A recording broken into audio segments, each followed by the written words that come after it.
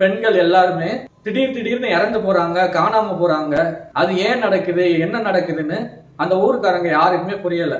Police ஸ்டேஷன்ல போய் complaint கொடுத்தாலும் உங்க ஊருக்கார பொண்ணுங்க மட்டும் காணாம போறாங்க அடிக்கடி, ஏன்பா அவங்க ஊர்ல இப்படி நடக்குது அப்படின்னு தான் கேட்கறாங்க. அது என்ன காரணம் எதுவுமே புரியலங்க.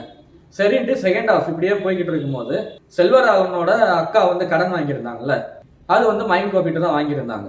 இப்போ மைம் கோபி அதை கேட்கிறாரு, வட்டியும் கொடுக்கல அசலும் கொடுக்கல, என்ன பண்ண போற அப்படின்னு சொல்லிட்டு அவங்ககிட்ட தப்பா நடந்துக்க முயற்சி பண்றாரு. அதை ஹீரோயின் நம்ம செல்வராகவனோட ஒய்ஃப் அவங்ககிட்ட சொல்ல, ஹீரோயின் இப்ப 50,000 ரூபாய் வாங்கிட்டு போய் அவங்க மூஞ்சில வீசி விட்டு வருவோம் அப்படின்னு 2 பேரும் போறாங்க.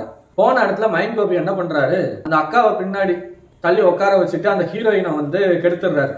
வீட்டுக்கு வந்த உடனே அந்த ஹீரோயின் சூசைட் பண்ணி இறந்து போயிடுறாங்க. என்ன காரணம் என்ன ஏதுன்னு செல்வராகவனுக்கு தெரியவே தெரியாது. நல்லா தானே பாத்துக்கிட்டேன், என்ன ஆச்சு சொல்லுங்கன்னு சொல்லி என்னென்னமோ கேட்டு பார்க்காரு, யாரும் ஒன்னும் சொல்லல. கிளைமேக்ஸ்ல அந்த விஷயம் தெரிய வருதுங்க. மைம் கோபி ஹீரோயினை கெடுக்கும் போது அவர் மொபைல்ல வீடியோ எடுத்திருப்பாரு.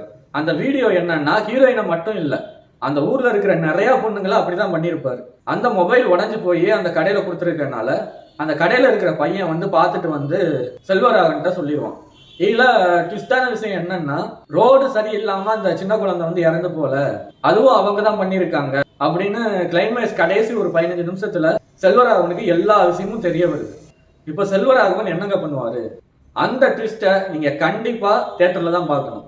ஆமா, கிளைமேக்ஸ்ல என்ன ஆகும் கண்டிப்பா கொண்டிருப்பாரு, எல்லாருக்குமே தெரியும். ஆனா எப்படி கொண்டிருப்பாரு அதுதாங்க விஷயம். அவரை சண்டை போடும் போது எல்லாருமே சின்ன வயசுல இப்படி ஒரு கேரக்டர் பார்த்திருப்போம்.